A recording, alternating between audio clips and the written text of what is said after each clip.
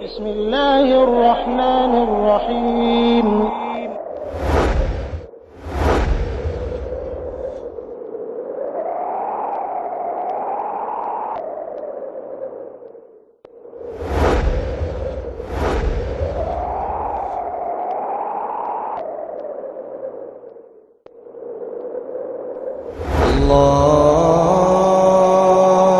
الله أكبر الله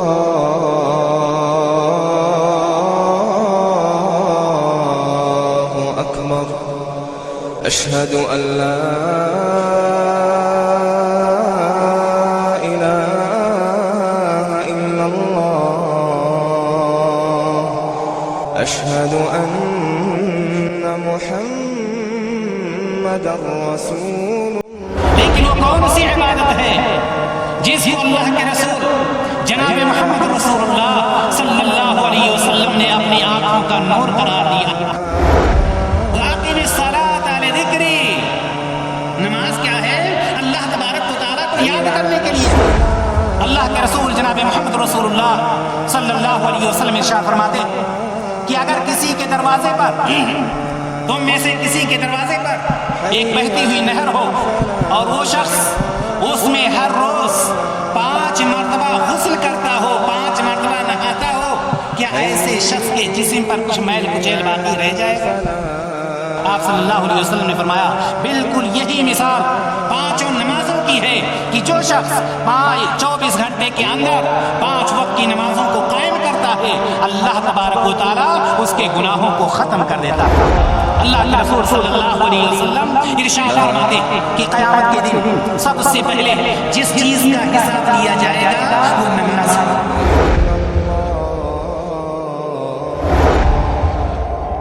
اتل ما اوحي اليك من الكتاب واقم الصلاة ان الصلاة تنهى عن الفحشاء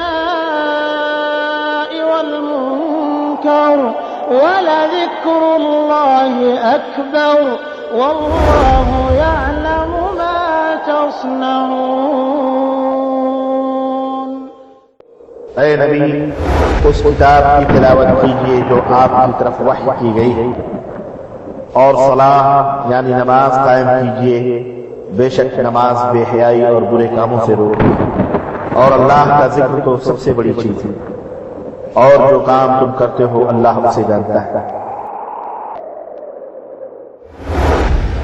میں دعوت سخن دیتا ہوں استاد مکرم فضیلت الشیخ ابو اسامہ منصور احمد مدنی صاحب کو وہ آئیں اور اپنے خطاب سے ہمیں مستفید کریں. یاد رہے آپ کا موضوع ہے نماز کا طریقہ.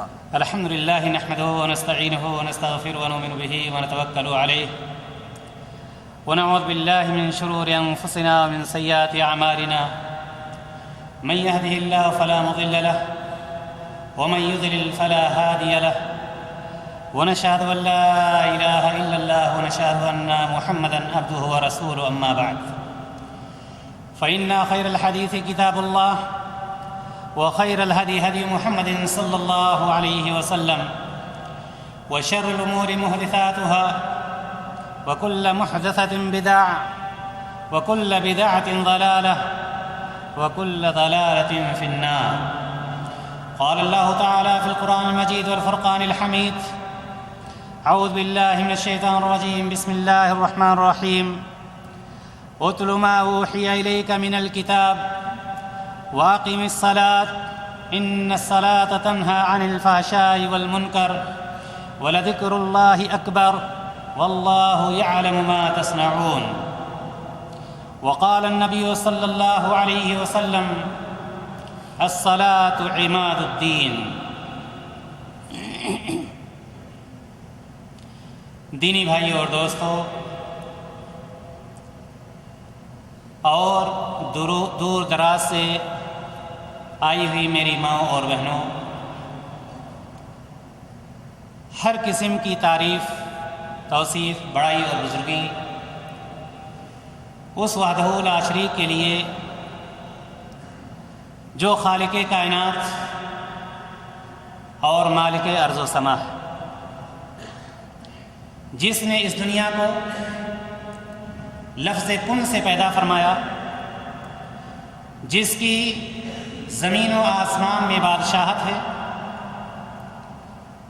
اس اللہ رب العزت نے جس نے ہمارے اور آپ کے اوپر بے شمار احسانات کیے ہیں، وہ اللہ رب العزت کی ذات جس نے ہمیں اور آپ کو دانا اور بینا بنایا،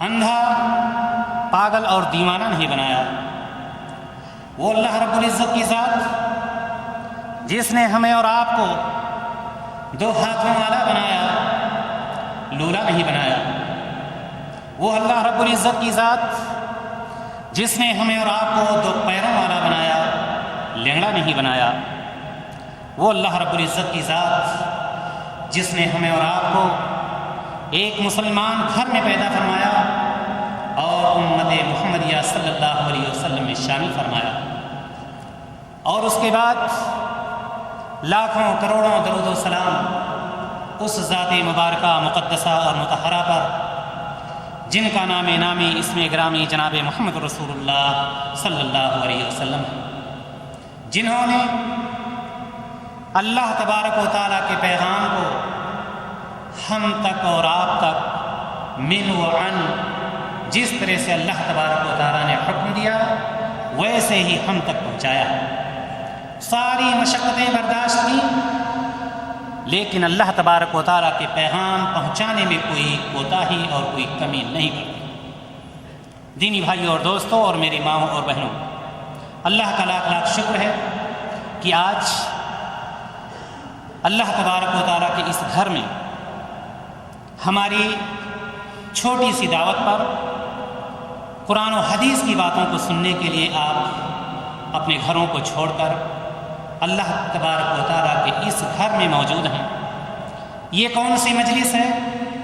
اس مجلس کے متعلق صرف اتنا جان لینا کافی ہے کہ اللہ کے رسول جناب محمد رسول اللہ صلی اللہ علیہ وسلم ارشاد فرماتے ہیں کہ جب کسی مجلس میں اللہ تبارک و تعالیٰ کا ذکر کیا جاتا ہے، قرآن و حدیث کا ذکر کیا جاتا ہے، تو ایسی مجلس کو اللہ تبارک و تعالیٰ کے فرشتے گھیر لیتے ہیں اور اللہ تبارک و تعالیٰ کی رحمت ان پر نازل ہونے لگتی ہے۔ دینی بھائیوں اور دوستوں، یہیں پر بات ختم نہیں ہو جاتی، بلکہ سرور کائنات جناب محمد رسول اللہ صلی اللہ علیہ وسلم ارشاد فرماتے ہیں کہ ایسی مجلس میں بیٹھنے والے کا ذکر اللہ تبارک و تعالیٰ اپنے مقرب فرشتوں میں کرتا ہے، یعنی یہ کہ آج جہاں پر آپ بیٹھے ہوئے ہیں، کسی بھی حالت میں ہیں، آپ کا ذکر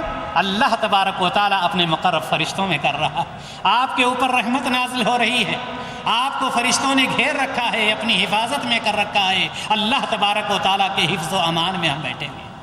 دینی بھائیوں اور دوستوں، آج کا موضوع جیسا کہ ابھی آپ کے سامنے اعلان کیا گیا، دینی بھائیوں اور دوستوں، اللہ تبارک و تعالیٰ نے ہمیں اور آپ کو کس لیے پیدا فرمایا، ہر شخص اس سے بخوبی واقف ہے۔ ایک آیت پر اگر ہم غور کریں تو ہمیں کہیں اور جانے کی ضرورت نہیں پڑے گی۔ اللہ تبارک و تعالیٰ نے ارشاد فرمایا وَمَا خَلَقْتُ الْجِنَّ وَالْإِنسَ إِلَّا لِيَعْبُدُونَ، کہ میں نے انسان اور جنات کو صرف اور صرف اپنی عبادت کے لیے پیدا فرمایا۔ لفظ عبادت یہ بہت عام لفظ ہے، عبادت کی اقسام بے شمار ہیں، لیکن وہ کون سی عبادت ہے جس کو اللہ کے رسول جناب محمد رسول اللہ صلی اللہ علیہ وسلم نے اپنی آنکھوں کا نور قرار دیا؟ وہ کون سی عبادت ہے کہ بندہ عاقل اور بالغ اگر ہے، مریض ہے، بستر پر لیٹا ہوا ہے، لیکن اس کو اس عبادت سے چھٹکارا نہیں ہے؟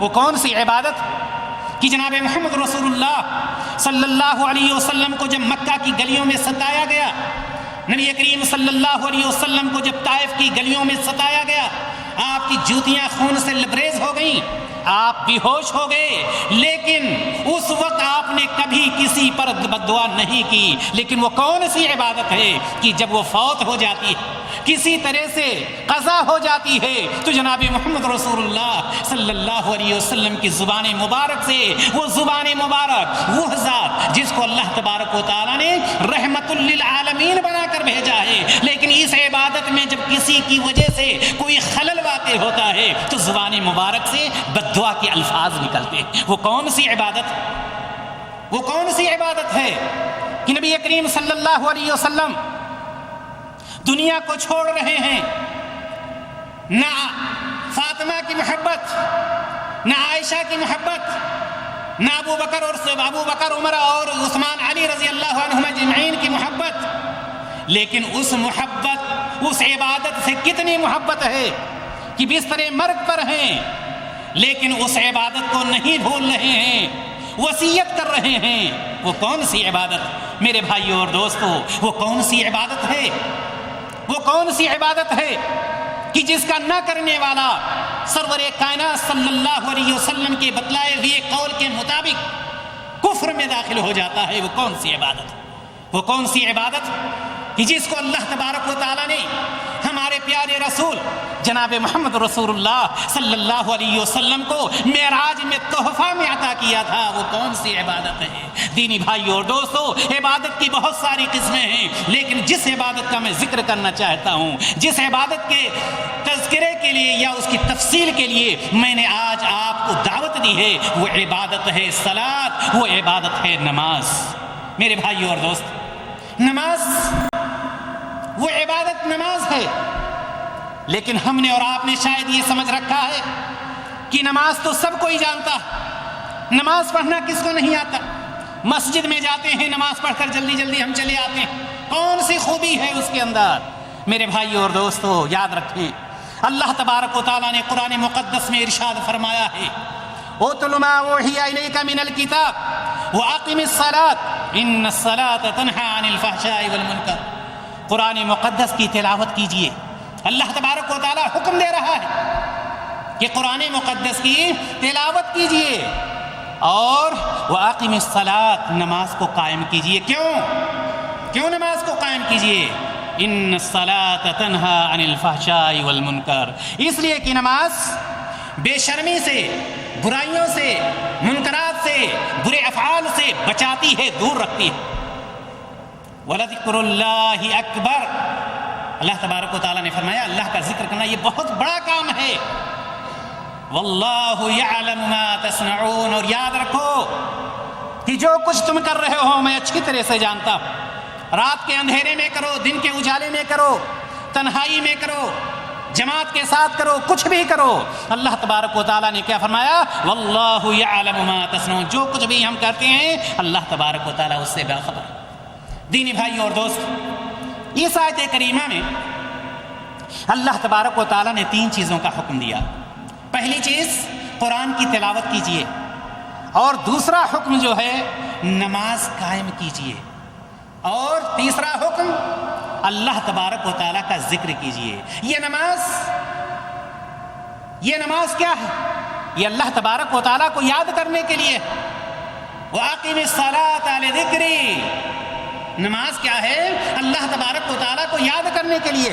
لیکن آئیے ہم دیکھیں کہ اس نماز کے متعلق سرور کائنات جناب محمد رسول اللہ صلی اللہ علیہ وسلم نے کیا ارشاد فرمایا؟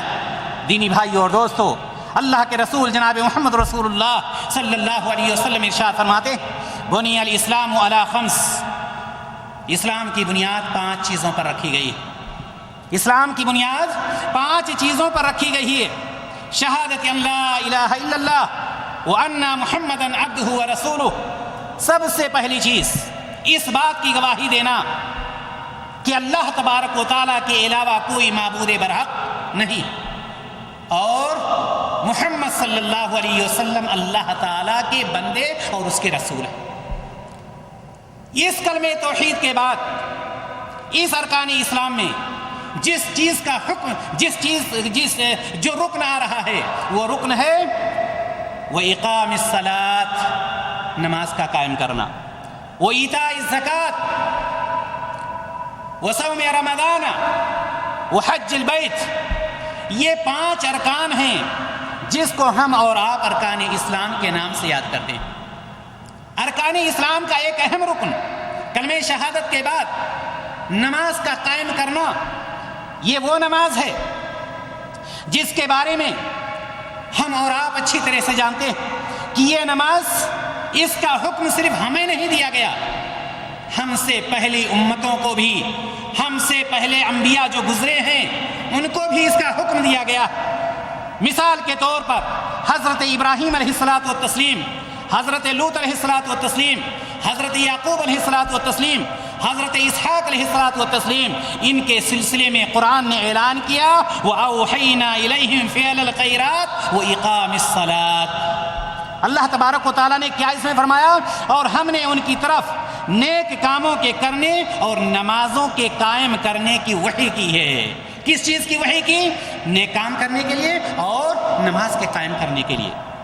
اسی طرح سے حضرت اسماعیل علیہ الصلاۃ والتسلیم کے متعلق اللہ تبارک و تعالیٰ ارشاد فرماتا وَكَانَ يَأْمُرُ أَهْلَهُ بِالصَّلَاةِ، کیا فرمایا اللہ تبارک و تعالیٰ نے؟ کہ اللہ تعالیٰ نے وہ جو حضرت اسماعیل علیہ الصلاۃ والتسلیم تھے وہ اپنے گھر والوں کو برابر نماز کا حکم دیا کرتے تھے۔ حضرت عیسیٰ علیہ الصلاۃ والتسلیم فرماتے ہیں وَأَوْصَانِي بِالصَّلَاةِ وَالزَّكَاةِ، اللہ تعالیٰ نے مجھ کو نماز اور زکوٰۃ کا حکم دیا ہے کہ ہم نماز کو قائم کریں اور ہم زکوٰۃ دیتے رہیں۔ اسی طرح سے حضرت لقمان علیہ الصلاۃ والتسلیم اپنے بیٹے کو حکم دیتے ہیں یا بنی اقم الصلاۃ، اے بیٹے نماز کو قائم کرو۔ دینی بھائیوں اور دوستو، میں بتلانا یہ چاہتا ہوں کہ یہ پہلے کے انبیاء جو گزرے ہیں ان کو بھی نماز کے قائم کرنے کا حکم دیا گیا۔ آپ اچھی طرح سے جانتے ہیں کہ نماز ایک ایسی عبادت ہے کہ نماز کا قائم کرنے والا اللہ تبارک و تعالیٰ اس کے گناہوں کو دھل دیتا ہے، گناہوں سے پاک و صاف ہو جاتا ہے۔ اللہ کے رسول جناب محمد رسول اللہ، بخاری کی روایت، اللہ کے رسول صلی اللہ علیہ وسلم ارشاد فرماتے ارائیتم لو ان نہرا بباب احدکم یغتسل فیہ کل یوم 5 مرات هل يبقى من درنه شيء؟ قالوا لا يبقى من درنه شيء۔ قال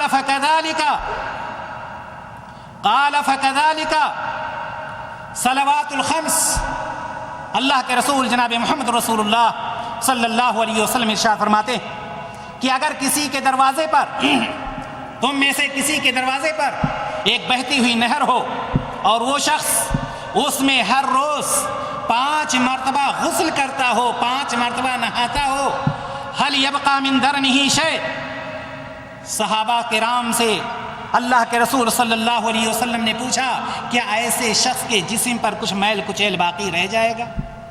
صحابہ کرام رضی اللہ تعالی عنہم اجمعین نے فرمایا لا يبقى من درنه شيء، اے اللہ کے رسول صلی اللہ علیہ وسلم، جو شخص 5 مرتبہ غسل کرتا ہو اس کے جسم پر کچھ بھی باقی نہیں رہے گا۔ نبی کریم صلی اللہ علیہ وسلم نے کہا، آپ صلی اللہ علیہ وسلم نے فرمایا قال فكذلك مثل الصلوات الخمس يمحو الله بهن الخطايا، رواہ البخاری۔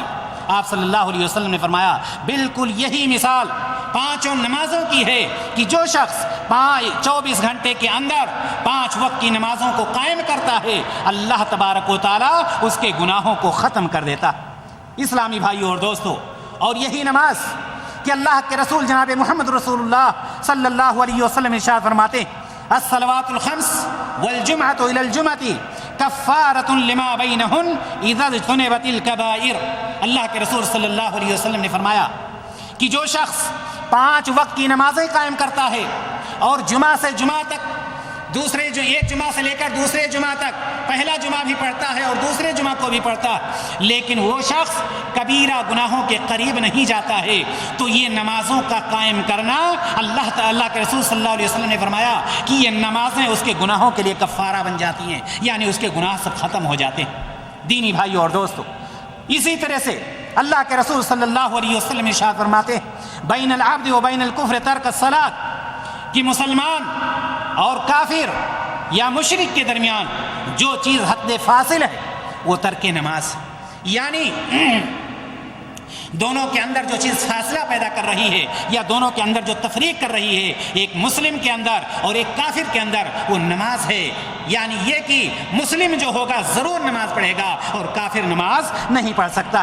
دینی بھائی اور دوست، یہ نماز کی اہمیت ہم اس سے لگا سکتے ہیں کہ اللہ کے رسول جناب محمد رسول اللہ صلی اللہ علیہ وسلم نے فرمایا مروا اولادکم بالصلاۃ وهم ابناء 7 سنین واضربوهم علیها وهم ابناء 10 سنین. اللہ کے رسول صلی اللہ علیہ وسلم فرماتے ہیں کہ تم اپنے بچوں کو، وہ بچے جو 7 سال کے ہو جائیں، ان کو نماز پڑھنے کا حکم دو. 7 سال کا بچہ، اس کو نماز پڑھنے کا حکم دو. اور جو بچہ 10 سال کا ہو جائے نہ پڑھے، اللہ کے رسول صلی اللہ علیہ وسلم نے فرمایا ہے کہ اس پر سختی کرو. اب آپ اس سے اندازہ لگا سکتے ہیں کہ 7 سال کے بچے کو نماز پڑھنے کا حکم دیا جا رہا ہے، 10 سال کے بچے کو نماز نہ پڑھنے پر سختی کا حکم دیا جا رہا ہے.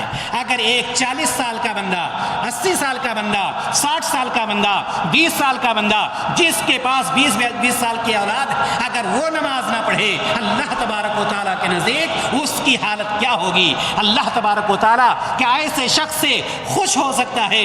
دینی بھائی اور دوستو، یقیناً ایسا نہیں ہو سکتا. آئیے ہم دیکھتے ہیں، ہمیں اور آپ کو اللہ تبارک و تعالیٰ نے تندرستی عطا فرمائی، عقل سلیم عطا فرمایا، روشنی عطا فرمائی، امن و سکون عطا فرمایا، مرض سے محفوظ رکھا ہے، لیکن ہم نماز سے دور رہتے ہیں. آئیے ہم دیکھیں، حضرت عمران بن حسین رضی اللہ تعالی عنہ فرماتے کہ میں بواسیر کا مریض تھا. میرے بھائی اور دوستو، کان کھول کر کے سنیں. حضرت عمران بن حسین رضی اللہ تعالی عنہ نبی کریم صلی اللہ علیہ وسلم کی خدمت میں حاضر ہوتے ہیں، عرض کرتے ہیں کہ میں بواسیر کا مریض تھا. نبی کریم صلی اللہ علیہ وسلم سے مسئلہ دریافت کرنے گیا کہ میں نماز کس طرح سے پڑھوں. بواسیر سب کوئی جانتا کتنا خطرناک مرض، نماز سے چھٹکارا کسی بھی حالت میں نہیں. نبی کریم صلی اللہ علیہ وسلم نے صحابی کے لیے کیا ارشاد فرمایا؟ نبی کریم صلی اللہ علیہ وسلم فرماتے ہیں کہ اگر کھڑے ہو کر پڑھ سکتے ہو تو کھڑے ہو کر پڑھو. بواسیر کے مریض، صحابی، کوتاہی نہیں ہو سکتی، جھوٹ نہیں بول سکتے، سستی نہیں ہو سکتی ہے. سرور کائنات صلی اللہ علیہ وسلم سے پوچھتے ہیں بواسیر کا مریض ہوں، میں کیا کروں؟ سرور کائنات صلی اللہ علیہ وسلم نے فرمایا کہ اگر کھڑے ہو کر نماز پڑھ سکتے ہو تو کھڑے ہو کر پڑھو، اگر کھڑے ہو کر طاقت نہیں ہے پڑھنے کی تو بیٹھ کر پڑھو، اور اگر بیٹھ کر بھی نہیں پڑھ سکتے ہو تو لیٹ کر کے پڑھو. نماز سے چھٹکارا نہیں. کہاں ہیں ہم اور آپ؟ اگر اللہ تبارک و تعالیٰ کسی کو اس مرض میں مبتلا کر دے، اللہ تعالیٰ ہر شخص کو محفوظ رکھے، وہ کیا کرے گا؟ کیا وہ مسجد تک جا سکتا ہے؟ لیکن جب اللہ تبارک و تعالیٰ نے ہمیں اور آپ کو سارے مرض سے محفوظ رکھا ہے، ساری چیزوں سے محفوظ رکھا ہے، امن و شانتی دے رکھا ہے، تو ہمیں اور آپ کو یہ چاہیے کہ ہم اللہ تبارک و تعالیٰ کا شکریہ ادا کریں. میرے بھائی اور دوستو، یہ وہ نماز ہے کہ دنیا میں ہماری نظر جب کسی چیز پر جاتی ہے تو سب سے پہلے مال و دولت پر جاتی ہے. لیکن یاد رکھیں، قیامت کا دن ہوگا اور جب حساب و کتاب لیا جائے گا، جس طرح سے نبی کریم صلی اللہ علیہ وسلم نے ارشاد فرمایا اول ما يحاسب به العبد يوم القيامة الصلاة فإن صلحت صلح سائر عمله وإن فسدت فسد سائر عمله. رواہ الطبرانی. اللہ کے رسول صلی اللہ علیہ وسلم ارشاد فرماتے کہ قیامت کے دن سب سے پہلے جس چیز کا حساب لیا جائے گا وہ نماز ہے. نماز کے بارے میں پوچھا جائے گا کہ نماز کتنا قائم کر کے آئے ہو، کتنی نمازیں پڑھ کر کے آئے ہو. یہ پہلا سوال ہوگا، پہلا سوال. اب اگر پہلے سوال میں بندہ کامیاب ہو گیا تو وہ دوسرے سوالات میں بھی کامیاب ہو جائے گا. لیکن اگر پہلے ہی میں پھنس گیا تو بس اللہ خیر کرے اس کے لیے. میرے بھائی اور دوستو، یہ وہ نماز جیسا کہ میں نے ابھی شروع میں بتلایا کہ اللہ تبارک و تعالیٰ نے جناب محمد رسول اللہ صلی اللہ علیہ وسلم کو معراج کے تحفہ میں پیش کیا تھا. آپ جانتے ہیں یہ نماز کتنے وقت کی فرض ہوئی تھی؟ پہلے اللہ تبارک و تعالیٰ نے اس کو 50 وقت کا فرض کیا تھا، 50۔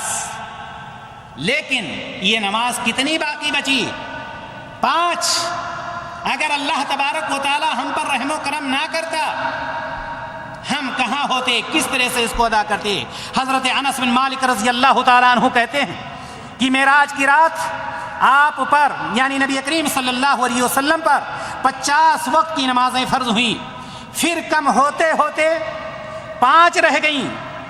آخر میں اللہ تبارک و تعالیٰ کی طرف سے یہ اعلان کیا گیا، لا يبدل القول لدي وان لك بهذه الخمس 50۔ اللہ کے رسول جناب محمد رسول اللہ صلی اللہ علیہ وسلم کیا ارشاد فرماتے ہیں؟ آپ صلی اللہ علیہ وسلم ارشاد فرماتے ہیں، حضرت انس رضی اللہ تعالی عنہ کا یہ قول، حضرت انس رضی اللہ تعالیٰ عنہ فرماتے ہیں کہ نبی کریم صلی اللہ علیہ وسلم کے اوپر 50 وقت کی نمازیں فرض کی گئیں، اس کے بعد کم ہوتے ہوتے 5 باقی بچی، لیکن اللہ تبارک و تعالیٰ نے فرما دیا میرے پاس قول بدلا نہیں جاتا۔ یہ مت سمجھنا کہ 50 فرض کیا تھا اور اب 5 ہو گئی ہیں تو 5 ہی کا ثواب ملے گا، 50 کا نہیں۔ لا يبدل القول لدي، میرے پاس قول بدلا نہیں جاتا، تم 5 کر کے دکھاؤ، میں 50 کا ثواب تمہیں عطا کروں گا۔ یہ اللہ تبارک و تعالیٰ کا کرم، یہ اللہ تبارک و تعالیٰ کا احسان ہے۔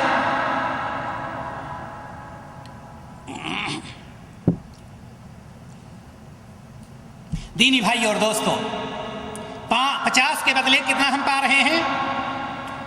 5 کر کے 50 کا حاصل کر رہے ہیں، لیکن اس کے لیے بھی ہم تیار نہیں ہیں۔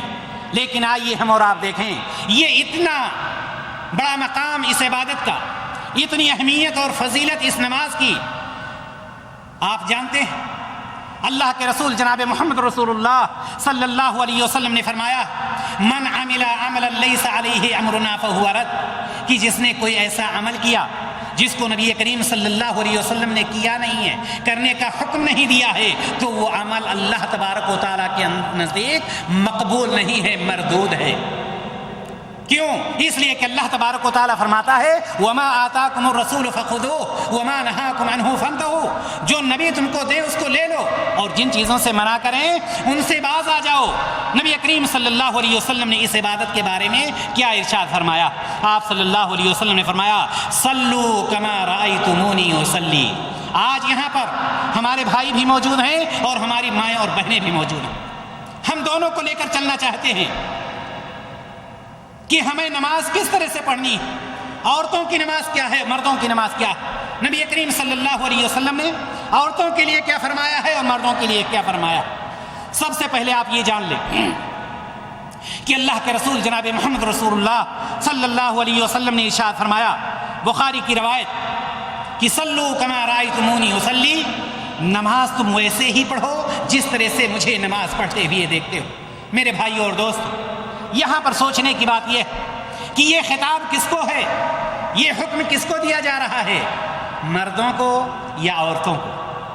ظاہر سی بات ہے آپ کا جواب یہی ہوگا کہ یہ حکم مردوں کو بھی ہے اور عورتوں کو بھی ہے، دونوں کو نبی کریم صلی اللہ علیہ وسلم نے مخاطب کیا۔ یہ مرد یہاں پر خاص نہیں ہے کہ مردوں کی نماز کچھ اور ہے عورتوں کی نماز نہیں، آپ صلی اللہ علیہ وسلم نے فرمایا صلو کما رأیتمونی اصلی، نماز پڑھو جس طرح سے مجھے نماز پڑھتے ہوئے دیکھتے ہو۔ آئیے ایک صحابی کا واقعہ، حضرت ابو ہریرہ رضی اللہ تعالی عنہ اس کے راوی ہیں، بخاری مسلم کی روایت ہے کہ ایک شخص مسجد نبوی میں داخل ہوتا ہے، نبی کریم صلی اللہ علیہ وسلم مسجد کے ایک کونے پر تشریف فرما ہے، وہ شخص مسجد میں داخل ہو کر نماز پڑھتا ہے اور نماز پڑھ کر کے نبی کریم صلی اللہ علیہ وسلم کے پاس آتا ہے، کہتا ہے السلام علیکم۔ نبی کریم صلی اللہ علیہ وسلم اس کے سلام کا جواب دیتے ہیں، اس کے بعد فرماتے ہیں ارجع فصلی فإنک لم تصلی، کیا فرمایا؟ لوٹ جاؤ، نماز کو دوبارہ ادا کرو، تم نے نماز نہیں ادا کی۔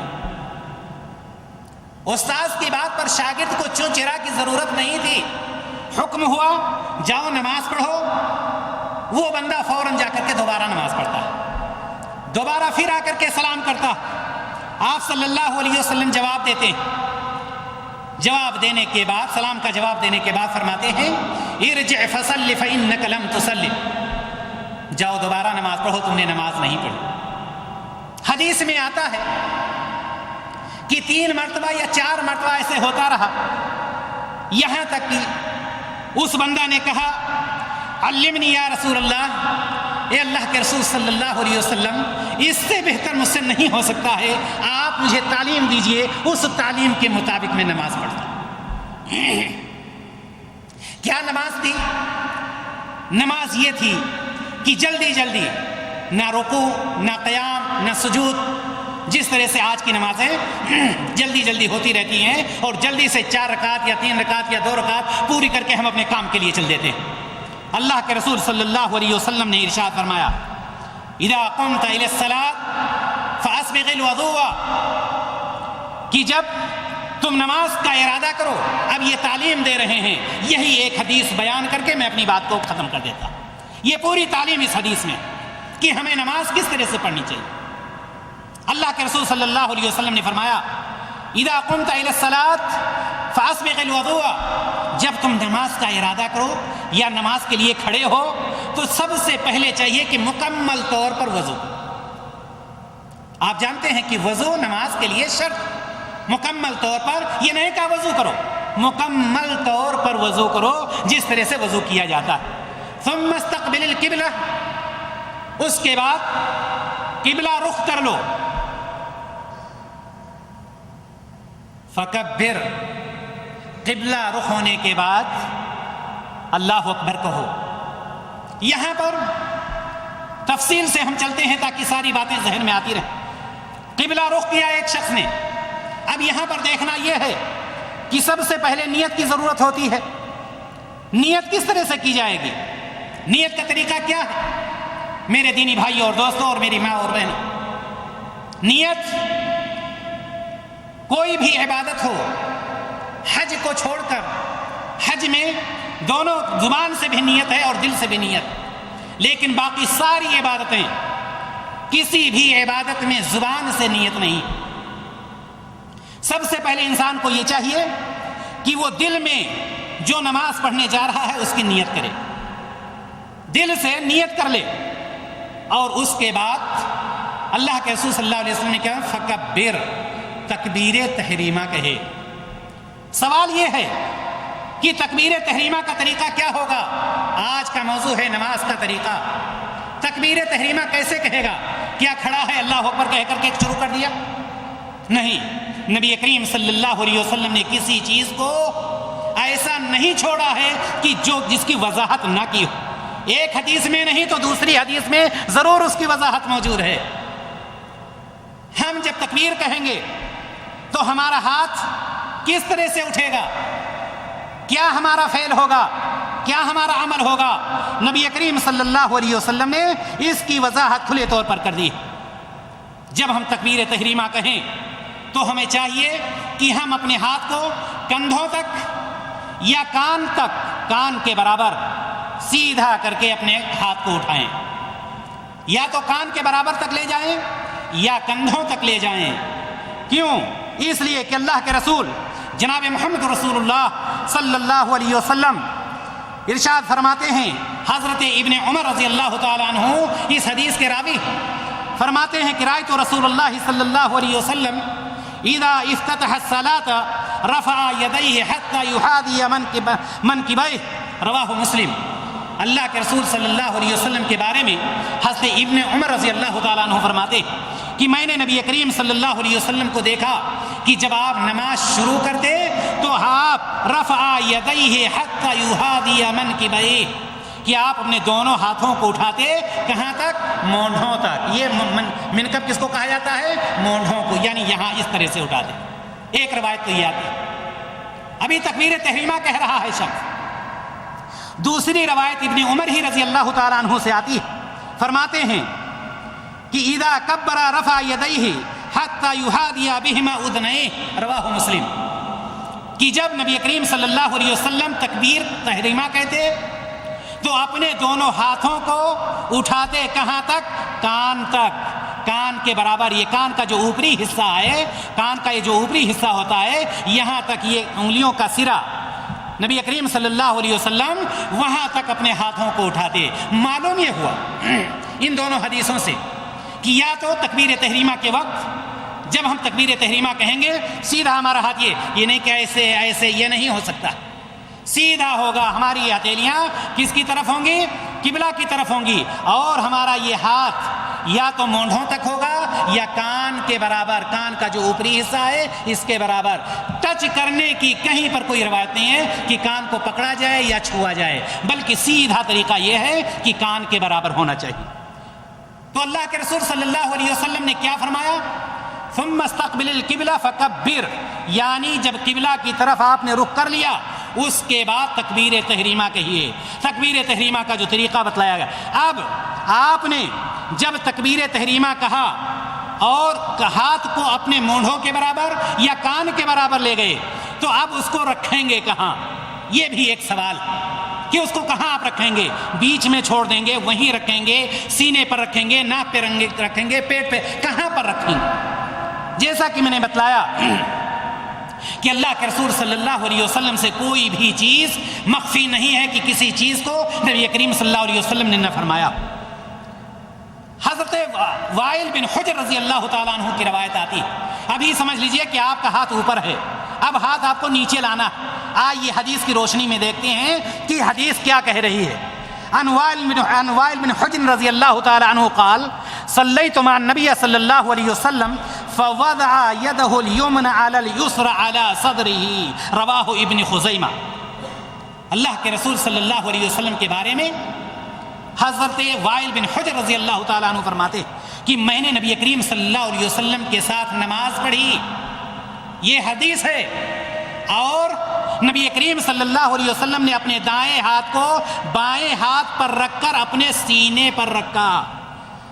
فوضع يده اليمنى على اليسرى على صدره، اپنے سینے پر رکھا، ایک روایت۔ دوسری روایت اور آتی ہے حضرت حلب الطائی رضی اللہ تعالیٰ عنہ، وہ فرماتے ہیں جو کہ احمد میں روایت موجود ہے، رأیت النبی صلی اللہ علیہ وسلم يضع هذه على صدره، کہ میں نے نبی کریم صلی اللہ علیہ وسلم کو دیکھا کہ آپ نے اپنے دست مبارک کو اپنے سینے پر رکھا۔ میرے بھائی اور دوستو، معلوم یہ ہوا کہ ہم اپنے ہاتھ کو لے جائیں گے کان کے برابر تک، ٹچ نہیں کرنا ہے، ٹچ کرنے کی کوئی وہ نہیں، برابر کرنا ہے، یا مونڈھوں تک لے جائیں گے اور رکھیں گے کہاں پر؟ سینے پر رکھیں گے۔ اللہ کے رسول صلی اللہ علیہ وسلم صحابی سے فرما رہے ہیں ثم اقرأ ما تيسر معك من القرآن، وضو مکمل کرنے کا حکم دیا، قبلہ رخ ہونے کا حکم دیا، اس کے بعد تکبیر کہنے کا حکم دیا، ہاتھ کہاں رکھنا ہے اس کا حکم دیا، اس کے بعد یہ ہے ثم اقرأ ما تيسر بما تيسر معك من القرآن او كما قال النبي صلی اللہ علیہ وسلم۔ اب اللہ کے رسول صلی اللہ علیہ وسلم کیا فرما رہے ہیں کہ قرآن سے کچھ پڑھو۔ آپ جانتے ہیں سورۃ الفاتحہ پڑھنا ہے آپ کو، لیکن اس سے پہلے سورۃ الفاتحہ سے پہلے، تکبیر تحریمہ کے بعد اور قرات سے پہلے کچھ اور بھی ہمیں پڑھنا ہے۔ مختلف دعائیں ہیں، یا تو آپ دعائے ثنا پڑھ لیں جس کو اللہم باعث بینی و بینہ کہا جاتا ہے پوری دعا، یا سبحانک اللہم و بحمدک تبارک اسمک و تعالی جدک ولا الہ غیرک، اس کے علاوہ بھی دعائیں آتی ہیں، اس کو پڑھ لیں، اور اس کے پڑھنے کے بعد ہمیں سورۃ الفاتحہ پڑھنا۔ سورۃ الفاتحہ یہ آپ سمجھ لیں کہ ہر رکعت میں ہر شخص کے لیے، چاہے وہ مقتدی ہو یا امام ہو، یعنی تنہا نماز پڑھ رہا ہو یا جماعت کے ساتھ نماز پڑھ رہا ہو، سورۃ الفاتحہ ہم ہر رکعت میں ہر شخص کو پڑھنا لازمی۔ کیوں؟ اس لیے کہ نبی کریم صلی اللہ علیہ وسلم ارشاد فرماتے ہیں عن عبادہ بن صامت رضی اللہ تعالی عنہ ان رسول اللہ صلی اللہ علیہ وسلم قال لا صلاۃ لمن لم یقرأ بفاتحۃ الکتاب، رواہ البخاری۔ عبادہ بن صامت رضی اللہ تعالیٰ عنہ سے روایت کہ نبی کریم صلی اللہ علیہ وسلم نے فرمایا وہ رکعت نہیں جس میں سورہ فاتحہ نہیں پڑھی گئی۔ اب چاہے وہ مقتدی ہے، چاہے وہ امام ہے، مرد ہے، عورت ہے، اس کو یہی طریقہ اپنانا ہے اور یاد رکھیں یہ جو طریقہ بتلایا جا رہا ہے یہ مردوں کے لیے بھی ایسے ہی تکبیر تحریمہ وہ بھی کہیں گی جس طرح سے مرد کہیں گے، اس میں کوئی تفریق نہیں۔ لا صلاۃ لمن لم یقرأ بفاتحۃ الکتاب۔ دوسری روایت عبادہ بن صامت رضی اللہ تعالیٰ عنہ فرماتے کہ ہم آپ صلی اللہ علیہ وسلم کے پیچھے صبح کی نماز پڑھ رہے تھے، نبی کریم صلی اللہ علیہ وسلم کو قرات کرنا مشکل ہو گئی اس حالت میں۔ جب نبی کریم صلی اللہ علیہ وسلم نماز سے فارغ ہوئے تو آپ صلی اللہ علیہ وسلم نے فرمایا شاید تم لوگ بھی امام کے پیچھے قرات کرتے ہو، تو عبادہ بن صامت رضی اللہ تعالیٰ عنہ فرماتے ہیں ہم نے کہا کہ جی ہاں ہم بھی قرات کرتے ہیں۔ اللہ کے رسول صلی اللہ علیہ وسلم نے کیا فرمایا؟ لا تفعلوا، ایسا مت کرو، امام کے پیچھے قرات مت کرو، الا بفاتحۃ الکتاب، فرمایا لا تفعلوا الا بفاتحۃ الکتاب، ایسا مت کرو یعنی امام کے پیچھے نہ پڑھو مگر صرف سورہ فاتحہ، فإنہ لا صلاۃ لمن لم یقرأ بها، رواہ احمد الترمذی، اس لیے کہ جس شخص نے سورہ فاتحہ نہیں پڑھی اس کی نماز نہیں ہوگی۔ یعنی یہ کہ دوسری صورتیں پڑھنے کا حکم نہیں دیا گیا لیکن یہ حکم دیا گیا کہ سورہ فاتحہ آپ ضرور پڑھیے۔ اسی طرح سے تیسری روایت سورہ فاتحہ کے بارے میں حضرت ابو ہریرہ رضی اللہ تعالیٰ عنہ سے آتی ہے، عن ابی ہریرہ رضی اللہ تعالیٰ عنہ قال قال النبی صلی اللہ علیہ وسلم من صلی صلاۃ لم یقرأ فیہا بأم القرآن فہی خداج، رواہ مسلم۔ اللہ کے رسول صلی اللہ علیہ وسلم نے فرمایا حضرت ابو ہریرہ رضی اللہ تعالیٰ عنہ کہ جس نے کوئی نماز پڑھی اور اس میں ام القرآن یعنی سورۃ الفاتحہ نہیں پڑھا وہ نماز ناقص ہے، فہی خداج یعنی غیر و کامل، یعنی ناقص مانی جاتی ہے وہ رکعت اور وہ نماز۔ میرے بھائی اور دوست، اب سورہ فاتحہ پڑھنے کا حکم دیا اللہ کے رسول صلی اللہ علیہ وسلم۔ سورہ فاتحہ کے اخیر میں آپ جانتے ہیں آمین کہا جاتا ہے۔ ایک ایک چیز کو ہم لے کر کے ایک طرف سے چل رہے ہیں۔ سورہ فاتحہ کے اخیر میں آمین کہا جاتا ہے۔ آمین یہاں پر بھی مسئلہ ایک ہے کہ کیسے آمین کہیں گے۔ آئیے ہم دیکھیں نبی کریم صلی اللہ علیہ وسلم نے اس کے بارے میں کیا ارشاد فرمایا۔ عن وائل بن حجر رضی اللہ تعالی عنہ قال کان رسول اللہ صلی اللہ علیہ وسلم اذا قرأ ولا الضالین قال آمین ورفع صوته، رواہ ابو داؤد الترمذی۔ اللہ کے رسول صلی اللہ علیہ وسلم کے بارے میں حضرت وائل بن حجر رضی اللہ تعالیٰ عنہ فرماتے کہ جب غیر المغضوب علیہم ولا الضالین کہتے تو اس کے بعد آمین کہتے تھے، ورفع صوتہ، اور اپنی آواز کو بلند کرتے تھے۔ اس بلند کرنے کے بارے میں ایک دوسری روایت آتی ہے اور حضرت وائل بن حجر رضی اللہ تعالیٰ عنہ اس کے بھی راوی ہیں، فرماتے ہیں سمعت النبی صلی اللہ علیہ وسلم قرأ غیر المغضوب علیہم ولا الضالین قال آمین ومد بها صوتہ۔ اللہ کے رسول صلی اللہ علیہ وسلم، رواہ الترمذی و احمد۔ اللہ کے رسول صلی اللہ علیہ وسلم کے بارے میں فرماتے کہ میں نے سنا کہ جب نبی کریم صلی اللہ علیہ وسلم نے غیر المغضوب علیہم ولا الضالین پڑھا تو اس کے بعد آمین کہا اور اپنی آواز کو لمبی کیا، یعنی بلند آواز سے آپ صلی اللہ علیہ وسلم نے آمین کہا۔ دینی بھائی اور دوستو، یہ تو بات ہو گئی سورہ فاتحہ تک۔ آگے اللہ کے رسول صلی اللہ علیہ وسلم صحابی کو کیا بتلا رہے ہیں؟ ثم ارکع حتی تطمئن راکعا، جب آپ نے سورہ فاتحہ پڑھ لیا اور اس کے بعد کوئی سورت پڑھ لی تو اس کے بعد آپ کو کیا کرنا ہے؟ رکوع کرنا ہے۔ رکوع کا طریقہ کیا ہونا چاہیے اور رکوع میں جائیں گے کیسے، ہمیں یہ چیز سب سے پہلے جان لینی چاہیے۔ حضرت ابن عمر رضی اللہ تعالیٰ عنہ کہتے ہیں کہ میں نے آپ صلی اللہ علیہ وسلم کو دیکھا کہ جب آپ صلی اللہ علیہ وسلم نماز شروع کرتے رفع یدیہ حتی یحاذی منکبیہ وقبل ان یرکع واذا رفع من الرکوع ولا یرفعہما بین السجدتین، رواہ البخاری و مسلم۔ حضرت ابن عمر رضی اللہ تعالی عنہ کی روایت فرماتے ہیں کہ جب نبی کریم صلی اللہ علیہ وسلم نماز شروع کرتے تھے تو تکبیر تحریمہ کہتے وقت رفع الیدین کرتے، اور جب رکوع میں جاتے تو رفع الیدین کرتے، اور جب رکوع سے اٹھتے تب رفع الیدین کرتے، ولا یرفعہما بین السجدتین، لیکن دونوں سجدوں کے درمیان نہیں کرتے تھے۔ معلوم یہ ہوا کہ جب اب ہمیں کیا کرنا ہے؟ ہمیں رکوع کرنا ہے رکوع میں جانا ہے، آپ سورہ فاتحہ پڑھ چکے، کوئی سورت پڑھ چکے، اب رکوع میں جاتے وقت آپ اپنے ہاتھوں کو کندھوں کے برابر یا کان کے برابر لے جائیں گے اور رکوع میں چلے جائیں گے۔ رکوع میں کیسے جائیں گے؟ کیا رکوع میں گئے اور کھڑے ہوئے ہیں آدھا اور آدھا؟ اللہ کے رسول صلی اللہ علیہ وسلم ثم ارکع حتی تطمئن راکعا، رکوع چاہیے، بالکل پیٹھ آپ کی سیدھی ہونی چاہیے، یہ نہیں کہ ایسے ہو سر آپ کی اٹھی ہوئی، سر اٹھا ہوا ہو، نہیں، بالکل سیدھی پیٹھ ہونی چاہیے، سر بھی بالکل برابر ہونا چاہیے، یہ دونوں حصہ، پورا حصہ بالکل برابر ہونا چاہیے۔ ایک بات۔ دوسری بات یہ کہ رکوع حتی تطمئن راکعا، یہاں تک کہ رکوع میں آپ کو اطمینان حاصل ہو جائے، یہ نہیں کہ رکوع گئے اور فوراً اٹھ گئے۔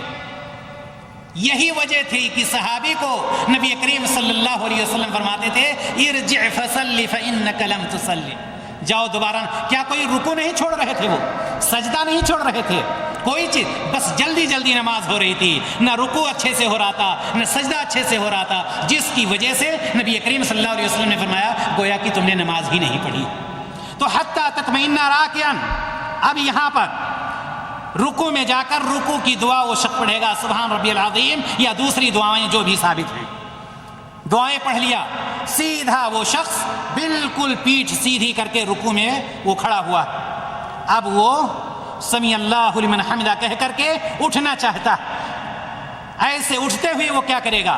ظاہر سی بات ہے، جیسا کہ پہلی روایت بخاری اور مسلم کی آئی کہ وہ شخص جب رکوع سے اٹھے گا تو رکوع سے اٹھتے وقت رفع الیدین کرے گا، رفع الیدین یعنی کندھے تک ہاتھ اٹھائے یا کان کے برابر تک ہاتھ لے جائے۔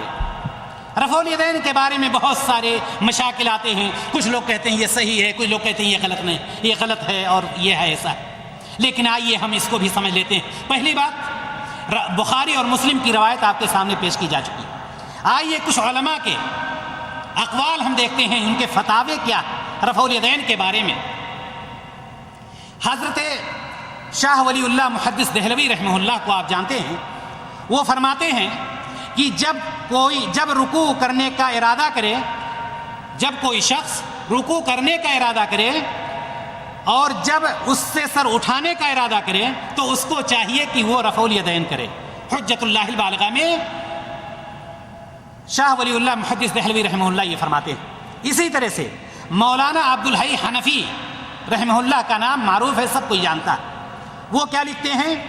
وہ فرماتے ہیں، ان کا فتویٰ ہے کہ رسول اللہ صلی اللہ علیہ وسلم سے رفع الیدین کرنے کا بہت کافی اور نہایت عمدہ ثبوت ہے۔ جو لوگ کہتے ہیں کہ رفع الیدین منسوخ ہے ان کا قول بے دلیل ہے، یہ مولانا عبدالحی حنفی رحمہ اللہ فرماتے ہیں۔ ان کے بعد آئیے دیکھیں حنفی مذہب کی معروف اور مشہور اور معتبر کتاب در مختار، ہر کوئی اس کتاب کو جانتا ہے۔ در مختار میں کیا موجود ہے؟ جس نے کہا رفع الیدین سے نماز میں نقصان آتا ہے اس کا قول مردود ہے۔ در مختار میں یہ چیز موجود ہے، حنفی مذہب کی بہت مشہور اور معروف کتاب۔ جس نے کہا رفع الیدین کرنے سے نماز میں نقصان آتا ہے اس کا قول مردود ہے۔ رکوع میں جانے کے وقت، رکوع سے اٹھنے کے وقت رفع الیدین کرنے سے کچھ بھی نقصان نہیں ہوتا۔ آئیے اور آگے چلتے ہیں، شیخ عبد القادر جیلانی رحمہ اللہ کیا فرماتے ہیں اس کے بارے میں، رفع الیدین کے بارے میں۔ شیخ عبد القادر جیلانی رحمہ اللہ فرماتے ہیں نماز میں تکبیر اولیٰ کے وقت، رکوع میں جاتے وقت اور رکوع سے اٹھتے وقت رفع الیدین کرنا چاہیے۔ غنیۃ الطالبین ان کی جو معروف کتاب ہے اس میں یہ چیز موجود ہے۔ معلوم یہ ہوا کہ اب ہمیں کیا کرنا ہے؟ رکوع سے اٹھتے وقت رفع الیدین کرنا ہے۔ اللہ کے رسول صلی اللہ علیہ وسلم صحابی کو بتلا رہے ہیں ثم ارفع حتى تستوي قائما۔ اب ایک شخص رکوع میں تھا، رکوع سے اٹھ رہا ہے، اٹھتے ہوئے اس نے دونوں ہاتھ کو اٹھایا، اب اس کو کھڑا ہونا، کیسے کھڑا ہوگا؟ سوال یہ ہے کہ کیسے وہ کھڑا ہوگا؟ اللہ کے رسول صلی اللہ علیہ وسلم سے پوچھیے، کسی سے پوچھنے کی ضرورت نہیں۔ حتی تستوی قائما، یہاں تک کہ بالکل سیدھا کھڑا ہو جائے۔ آپ دیکھیں گے کچھ لوگوں کو رکوع سے اٹھتے ہیں، ابھی ان کی پیٹھ برابر سیدھی نہیں ہوتی ہے کہ فوراً سجدے میں چلے جاتے ہیں۔ اللہ کے رسول صلی اللہ علیہ وسلم حتی تستوی قائما، یہاں تک کہ سیدھا کھڑے ہو جائیے، یعنی رکوع سے اٹھیے اور رکوع سے اٹھنے کے بعد سیدھا کھڑے ہو جائیے، بالکل سیدھا ہو جائیے۔ اس کے بعد اللہ کے رسول صلی اللہ علیہ وسلم فرماتے ہیں ثم اسجد حتی تطمئن ساجدا، آپ جب کھڑے ہو گئے سیدھا، سارے اعضاء اپنی جگہ پر چلے گئے، یہ ابھی پہلی رکعت چل رہی ہے، سارے اعضاء اپنی جگہ پر چلے گئے، آپ صلی اللہ علیہ وسلم نے فرمایا صحابی کو ثم اسجد، اب آپ سجدے میں جائیے۔ سجدہ کیسا ہو، سجدہ کیسے کریں گے، اس کو بھی ہم دیکھ لیں، اور میری مائیں اور بہنیں بھی ساتھ میں رہیں۔ سجدہ میں بہت تفریق کی جاتی ہے کہ عورتوں کا سجدہ ایسا ہوگا، مردوں کا سجدہ ایسا ہوگا۔ میرے بھائی اور دوستوں اور میری ماں اور بہنوں، میں نے پہلے بتلایا کہ نبی کریم صلی اللہ علیہ وسلم نے فرمایا صلو کما رأیتمونی اصلی، نماز پڑھو جس طرح سے مجھے پڑھتے ہوئے دیکھتے ہو، مرد ہو عورت ہو سب کی نماز ایک طرح ہوگی، کسی کے سجدے میں کوئی فرق نہیں ہوگا۔ سجدہ، سب سے پہلی بات آپ یہ سمجھ لیں، اللہ کے رسول صلی اللہ علیہ وسلم ارشاد فرماتے ہیں امرت ان اسجد علی 7 اعظم علی الجبہہ والیدین والرکبتین واطراف القدمین، متفق علیہ۔ اللہ کے رسول صلی اللہ علیہ وسلم فرماتے ہیں مجھے حکم دیا گیا 7 اعضاء پر سجدہ کرنے کا، مرد ہو عورت ہو جوان ہو بوڑھا ہو کوئی بھی ہو، 7 اعضاء پر سجدہ کرنے کا حکم دیا گیا۔ 7 اعضاء کون سے ہیں؟ پیشانی اور ناک، یہ دونوں ایک، جبہہ اس کو دونوں کو ایک مانا گیا، یہ دونوں لگے ہونے چاہیے۔ والیدین، دونوں پنجے، والرکبتین، دونوں گھٹنے، واطراف القدمین، اور پیر کی انگلیاں زمین پر لگی ہوئی ہوں گی۔ یہ 7 اعضاء ہیں جس پر سجدہ کرنے کا حکم دیا گیا۔ اب سجدہ کیسے ہوگا؟ کیا عورتوں کے لیے جو بتلایا جاتا ہے کہ عورتیں اپنے ران ہی پر بیٹھی رہیں، ان کا ہاتھ کوہنی ان کے پیٹ سے لگا رہے، زمین پر چپکی رہیں، کیا یہ حکم دیا گیا ہے؟ نہیں، جواب ہے نہیں۔ جس طرح سے مردوں کو حکم دیا جا رہا ہے ایسے ہی عورتوں کو بھی حکم دیا جا رہا ہے، وہ بھی ویسے ہی سجدہ کریں گی۔ ان کے دونوں ہاتھ، پیشانی اور ناک، دونوں گھٹنے اور دونوں قدم، یہ ہاتھ بغل کا حصہ ان کا بھی خالی ہوگا، دور ہوگا، پیٹ اور ران سے میں بیچ میں فاصلہ ہوگا۔ حدیث میں آتا ہے اتنا فاصلہ ہونا چاہیے کہ بکری کا بچہ اگر گزرنا چاہے تو اس کے نیچے سے گزر جائے۔ سجدہ میں آپ کے یہ بغل کا حصہ اتنا کھلا ہوا ہو کہ باہر دور کا شخص صاف اس بغل کو دیکھ سکتا ہو، نہ کہ چمٹا کر کے جس طرح سے یہ بتلایا جاتا ہے کہ عورتیں بیٹھی رہیں، خاص طور سے عورتوں کے بارے میں، بالکل وہ جیسے بیٹھی ہیں سر کو لے جا کر کے سجدے میں گرا لیتی ہیں۔ یہ چیز نبی کریم صلی اللہ علیہ وسلم سے ثابت نہیں، بلکہ یہ ہے کہ وہ بھی ایسے ہی سجدہ کریں گی جس طرح سے ایک مرد سجدہ کرتا ہے۔ اللہ کے رسول صلی اللہ علیہ وسلم نے فرمایا اعدلوا فی السجود، سجدہ میں اعتدال کرو، ولا یبسط احدکم ذراعیہ انبساط الکلب، رواہ البخاری و مسلم۔ اللہ کے رسول صلی اللہ علیہ وسلم نے فرمایا سجدہ میں اعضاء کو اعتدال میں رکھو، اور تم میں سے کوئی اپنے بازو کو سجدے میں کتے کی طرح نہ بچھائے، یعنی جس طرح سے کتا اپنے ہاتھ کو بچھا کر کے بیٹھ جاتا ہے، نہیں، ہمارا ہاتھ بالکل اٹھا ہونا چاہیے، یہ پنجہ صرف لگا ہوگا، یہ کوہنی زمین سے دور ہوگی، نہ کہ زمین پر لگی ہوئی ہو، چاہے وہ مرد ہو چاہے عورت ہو، ہر ایک کو ایک ہی حکم دیا گیا ہے۔ اس لیے ہمیں اور آپ کو یہ چاہیے کہ سجدے کی حالت میں جب ہم جائیں تو ہماری کوہنی اٹھی ہونی چاہیے، اور ہمارا دونوں پنجے ہمارے لگے ہوں، پیشانی اور ناک لگی ہو، گھٹنے لگے ہوں، اور دونوں پیروں کے کنارے کے حصے یعنی انگلیاں لگی ہوئی ہوں۔ اس کے بعد آئیے ہم دیکھتے ہیں کہ اللہ کے رسول صلی اللہ علیہ وسلم آگے کیا ارشاد فرماتے ہیں۔ اذا سجدت فضع کفیک وارفع مرفقیک، رواہ مسلم۔ اللہ کے رسول صلی اللہ علیہ وسلم نے فرمایا جب تم سجدہ کرو تو اپنی ہتھیلیاں زمین پر رکھو اور کوہنیاں زمین سے اٹھائے رکھو۔ اب یہ بتلائیے مردوں کے لیے یا عورتوں کے لیے؟ ظاہر سی بات ہے ہر ایک کے لیے۔ زمین سے اٹھائے رکھنے کے لیے اللہ تبارک و تعالی اللہ کے رسول صلی اللہ علیہ وسلم نے حکم دیا۔ اللہ کے رسول صلی اللہ علیہ وسلم آگے کیا فرماتے ہیں؟ ایک شخص سجدے میں ہے، ابھی سجدے میں ہے، 7 اعضاء پر وہ سجدہ کر رہا ہے، اب اس کے بعد کیا حکم دے رہے ہیں نبی کریم صلی اللہ علیہ وسلم؟ ثم ارفع، اس کے بعد اٹھیے، پہلے سجدے میں ہے بھی شخص، پہلے سجدے سے اٹھیے، حتی تطمئن جالسا، یہاں تک کہ سیدھے بیٹھ جائیے۔ پہلے سجدہ سے اٹھنا ہے اور بیٹھنا ہے۔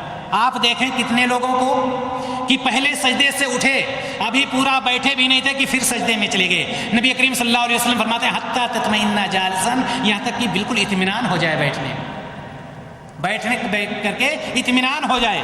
اور کیا وہاں پر کوئی دعا بھی ہے؟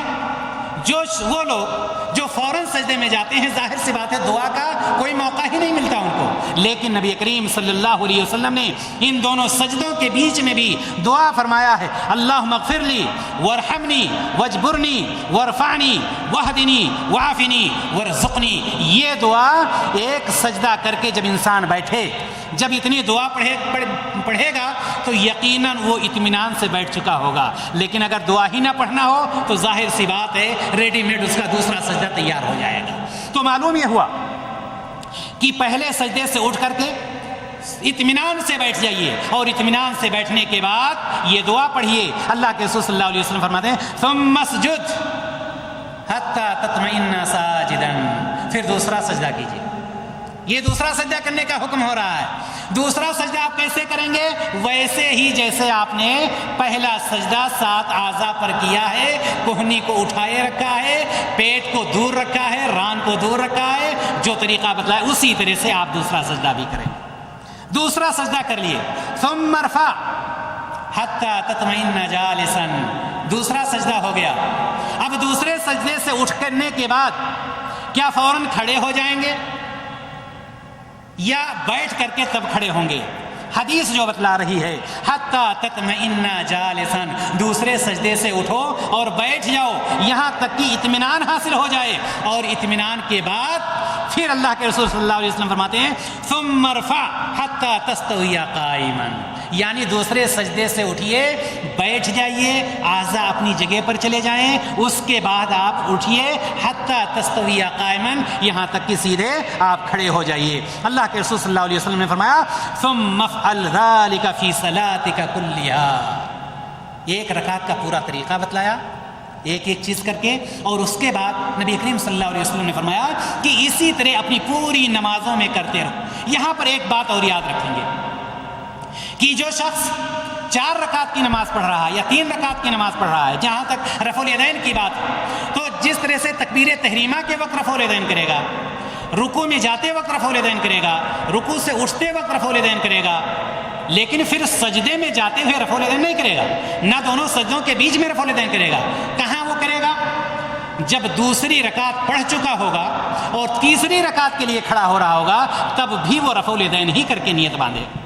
میرے بھائی اور دوست، یہ نبی کریم صلی اللہ علیہ وسلم نے ان صحابی نبی کریم صلی اللہ علیہ وسلم کے پاس پہنچے اور جن کی نماز میں خلل دیکھا، آپ صلی اللہ علیہ وسلم نے پورا طریقہ آپ صلی اللہ علیہ وسلم نے یہ فرمایا کہ اس طرح سے نماز پڑھتے رہو۔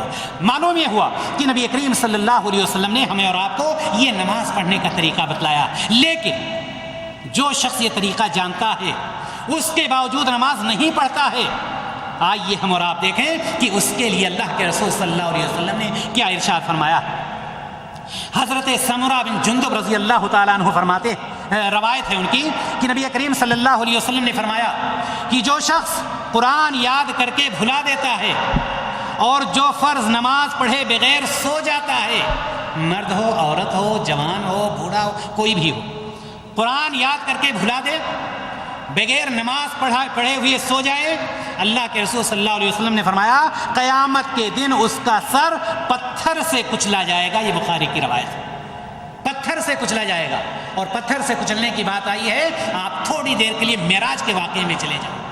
نبی کریم صلی اللہ علیہ وسلم فرماتے کہ مجھے جب معراج کرایا گیا تو بہت ساری چیزیں دکھائی گئیں، وہاں پر میں نے یہ بھی دیکھا کہ ایک ایسا شخص ہے جس کو پتھر سے مارا جاتا ہے، اس کا سر چور چور ہو جاتا ہے، اور ابھی وہ شخص پتھر اٹھاتا ہی ہے مارنے والا کہ دوبارہ پھر صحیح ہو جاتا، پھر مارتا، پھر چور چور ہو جاتا۔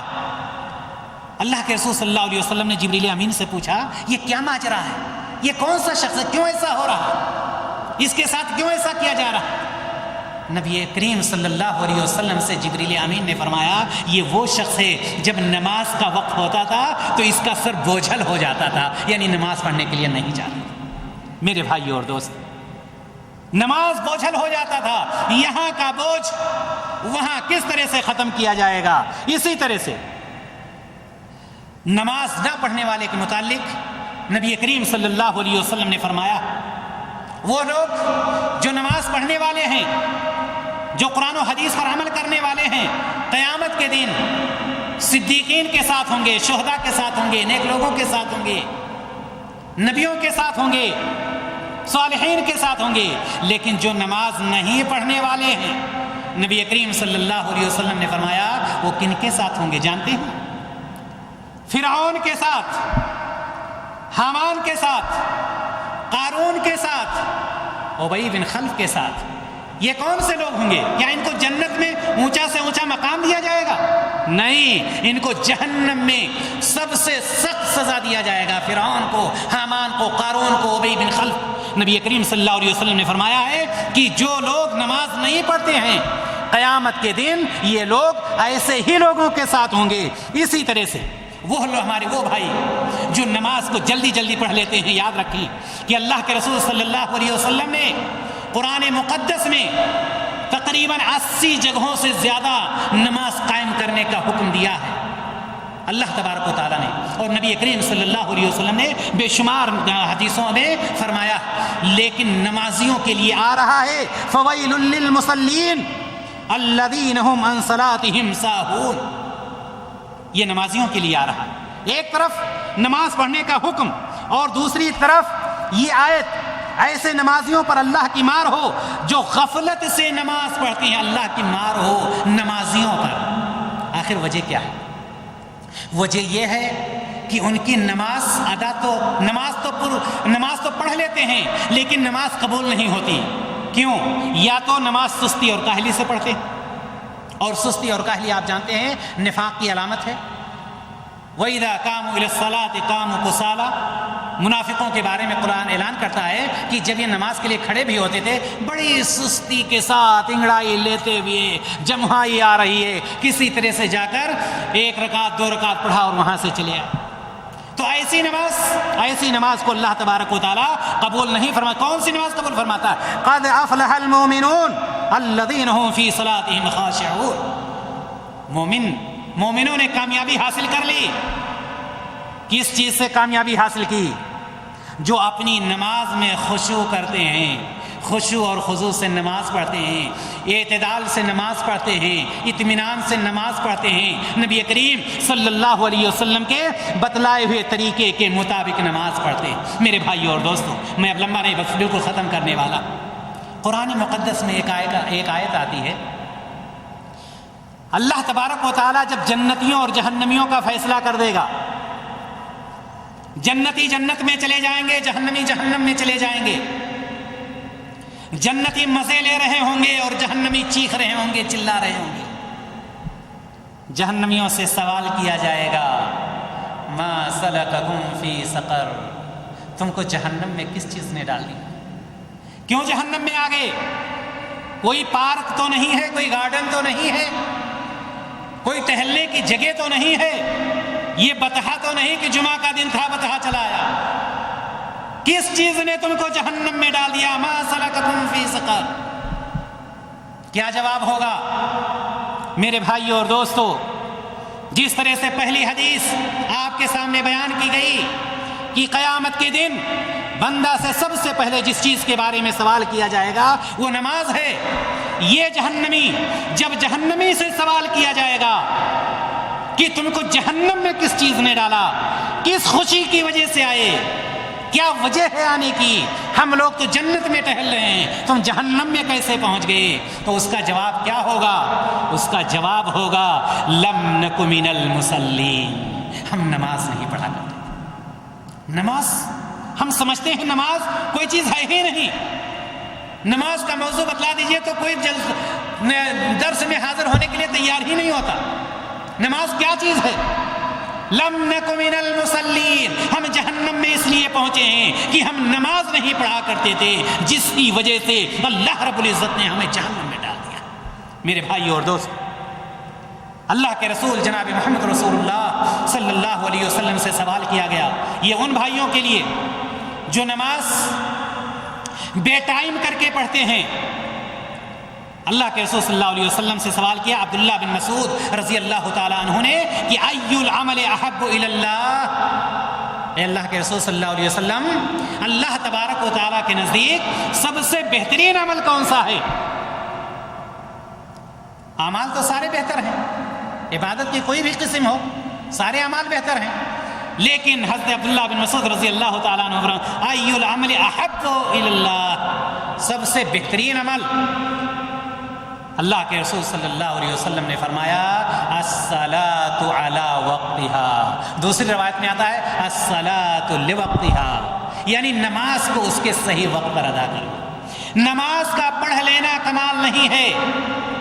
دو چیزوں کا خیال رکھیں گے، ایک تو نماز نبی کریم صلی اللہ علیہ وسلم کے طریقے کے مطابق ہونی چاہیے، اور دوسری بات یہ ہے کہ نماز صحیح وقت پر ہونی چاہیے. اگر صحیح وقت پر نماز نہیں ہے، اور میں یہی بتلا رہا تھا اپنی تمہید میں کہ نبی کریم صلی اللہ علیہ وسلم غزوہ خندق کے موقع پر جب نبی کریم صلی اللہ علیہ وسلم کی صلاۃ عصر فوت ہو جاتی ہے، آپ صلی اللہ علیہ وسلم کو اتنی تکلیف ہوتی ہے، اتنی تکلیف ہوتی، اتنی تکلیف اس وقت نہیں ہوئی تھی جب مکہ کی سرزمین سے آپ کو نکال دیا گیا تھا، اتنی تکلیف نہیں ہوئی تھی. دلیل یہ ہے کہ اس وقت نبی کریم صلی اللہ علیہ وسلم نے بد دعا نہیں کی تھی. لیکن جب غزوہ خندق میں آپ کی نماز عصر فوت ہو جاتی ہے، قضا ہو جاتی ہے، دشمنوں سے لڑائی کے اس میں وقت نہیں ملتا ہے، نبی کریم صلی اللہ علیہ وسلم کے زبان مبارک سے نکلتا ہے ملأ اللہ بیوتہم وقبورہم نارا کما حبسونا وشغلونا عن الصلاة الوسطی، کہ الہ العالمین تو ان کے گھروں کو اور ان کی قبروں کو آگ سے بھر دے جس طرح سے انہوں نے میری صلاۃ عصر کو فوت کرا دیا ہے. دینی بھائی اور دوست، یہ نماز کی محبت تھی نبی کریم، اور یہی وجہ تھی کہ نبی کریم صلی اللہ علیہ وسلم دنیا کو چھوڑ رہے ہیں، کسی کو کوئی وصیت نہیں. آج کل بندہ جب وہ دنیا چھوڑ رہا ہوتا ہے اپنے بیٹے سے وصیت کرتا ہے، بیٹا فلاں مقدمے میں نے کبھی مات نہیں کھائی ہے، تم مقدمہ جیت کر رہنا، اے بیٹے یہ کرنا وہ کرنا. نبی کریم صلی اللہ علیہ وسلم کیا فرما رہے ہیں؟ الصلاۃ والصلاۃ، پوری امت کے لیے یہ وصیت کر رہے ہیں کہ نماز میں سستی نہیں برتنا، نماز کو ترک نہیں کرنا. اسی طرح سے حضرت لقمان علیہ الصلوۃ والتسلیم بھی آخری وقت پر اپنے بیٹوں کو یہی وصیت کرتے ہیں، یا بنیا اقم الصلاۃ، اے بیٹے نماز کو قائم کرتے رہنا. میرے بھائی اور دوستو، آئیے وہ حدیث جس میں اللہ کے رسول صلی اللہ علیہ وسلم نے فرمایا ہے الا ادلکم علی ما یمحو اللہ بہ الخطایا ویرفع بہ الدرجات، قالوا بلی یا رسول اللہ، قال اسباغ الوضوء علی المکارہ وکثرۃ الخطا الی المساجد وانتظار الصلاۃ بعد الصلاۃ فذلکم الرباط. اللہ کے رسول صلی اللہ علیہ وسلم نے فرمایا یہی حدیث، اور اس کے بعد اپنی بات کو ختم کر دیتا. اللہ کے رسول صلی اللہ علیہ وسلم اپنے صحابہ کو مخاطب کرتے ہیں، اے میرے صحابیوں، الا ادلکم علی ما یمحو اللہ بہ الخطایا ویرفع بہ الدرجات، میرے صحابیوں کیا ایک ایسا نسخہ نہ بتا دوں، کیا ایک ایسا عمل نہ بتلا دوں جس پر عمل کر کے تمہاری خطائیں ختم ہو جائیں اور تمہارے درجات اللہ تبارک و تعالی بلند کر دے. صحابہ نے فرمایا قالوا بلی یا رسول اللہ، اے اللہ کے رسول صلی اللہ علیہ وسلم آپ ضرور بتلائیے وہ کون سا نسخہ ہے، وہ کون سا عمل ہے جس کے ذریعے سے ہم گناہوں سے دور ہو جائیں گے اور اللہ تبارک و تعالی ہمارے اعمال میں ہمارے درجات کو بلند کر دے گا. اللہ کے رسول صلی اللہ علیہ وسلم نے فرمایا اسباغ الوضوء علی المکارہ، سب سے پہلی چیز کراہیت کے باوجود، ناپسندیدگی کے باوجود، پریشانیوں کے باوجود وضو کرنا. ٹھنڈی رات ہوتی ہے، فجر کی نماز ہے، مؤذن کہہ رہا ہے الصلاۃ الصلاۃ حی علی الصلاۃ حی علی الفلاح الصلاۃ خیر من النوم. شیطان مالش کر رہا ہے، لیکن جو اللہ کا نیک بندہ ہوتا ہے، پریشانی ہوتی ہے، پانی ٹھنڈا ہے، موسم ٹھنڈا ہے، کمرے سے نکلنے کا دل نہیں کہتا ہے، لیکن اللہ تبارک و تعالیٰ کا خوف اس کے دل پر بیٹھا ہوا ہے، دروازہ کھولتا ہے، باہر نکلتا ہے، ٹھنڈے پانی سے وضو کرتا ہے اور اللہ تعالیٰ کے سامنے سجدہ ریز ہو جاتا ہے۔ ایک تو ایسا بندہ ہے، ایک ایسا بندہ ہے۔ دوسری چیز اللہ کے رسول صلی اللہ علیہ وسلم نے فرمایا وَكَثْرَةُ الْخُطَىٰ إِلَى الْمَسَاجِدِ، زیادہ سے زیادہ مسجدوں کی طرف چل کر جانا۔ مسجدوں کی طرف کون جائے گا؟ مسجدوں کی طرف وہی جائے گا جس کو نماز پڑھنا ہے۔ آپ سب اپنے اپنے محلے میں دیکھیں، جو نمازی ہوتے ہیں وہ اذان ہوتی ہے مسجد کی طرف جا رہے ہیں، اور جو نمازی نہیں ہوتے ہیں محلے میں مہینہ گزر جاتا ہے، سال گزر جاتا ہے، کوئی نہیں دیکھتا، صرف وہ اپنا گھر اور اپنی دکان یا اپنی فیکٹری یا اپنی کمپنی وہیں تک جاتے ہیں۔ وہ کثرت الخطا الی المساجد، زیادہ سے زیادہ نماز مسجد کی طرف جانا۔ وہ انتظار الصلاۃ بعد الصلاۃ، ایک نماز کے بعد دوسری نماز کا انتظار کرنا۔ یاد رکھیں گے اس چیز کو، ایک نماز کے بعد دوسری نماز کا انتظار کرنا۔ ابھی آپ نے عشاء کی نماز پڑھی ہے، فجر کا انتظار ہے۔ نبی کریم صلی اللہ علیہ وسلم فرماتے ہیں کہ اگر کوئی بندہ ایسی حالت میں رہتا ہے، دوسری نماز کے انتظار میں رہتا ہے، گویا کہ وہ نماز ہی میں رہتا ہے۔ میرے بھائی اور دوستو، انما الاعمال بالنیات، عمل کا دار و مدار نیت پر۔ خلاصہ کلام یہ کہ نبی کریم صلی اللہ علیہ وسلم نے ہمیں ایک طریقہ بتلایا ہے کہ ہم نماز کیسے قائم کریں، نماز کو کیسے ادا کریں، نماز کب قبول ہوگی۔ دینی بھائی اور دوستو، ہم سب کے اوپر یہ واجب ہے کہ ہم پہلی بات جس طرح سے نبی کریم صلی اللہ علیہ وسلم نے نماز پڑھنے کا حکم دیا ہے اسی طرح سے نماز پڑھیں۔ جو نماز کا وقت ہے اسی وقت پر نماز پڑھیں۔ اگر ہم ایسی ہی نماز پڑھتے ہیں تو یقیناً اللہ تبارک و تعالی ہماری نماز کو قبول فرمائے گا، اس لیے کہ اللہ تعالیٰ نے خود ہی فرمایا ہے وَمَا آتَاكُمُ الرَّسُولُ فَخُذُوهُ وَمَا نَهَاكُمْ عَنْهُ فَانْتَهُوا، کہ جو تم کو رسول دیں اس کو لے لو، اور جس سے رسول منع کریں اس سے رک جاؤ۔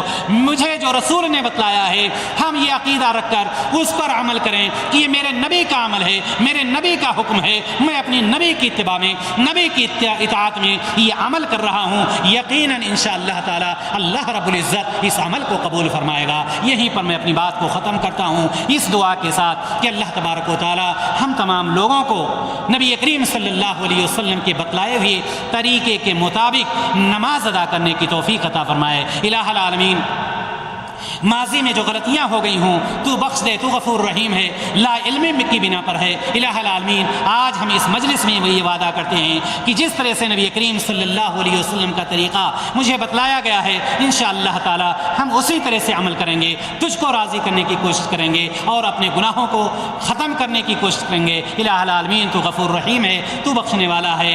وآخر دعوانا ان الحمد للہ رب العالمین۔ السلام علیکم ورحمۃ اللہ وبرکاتہ۔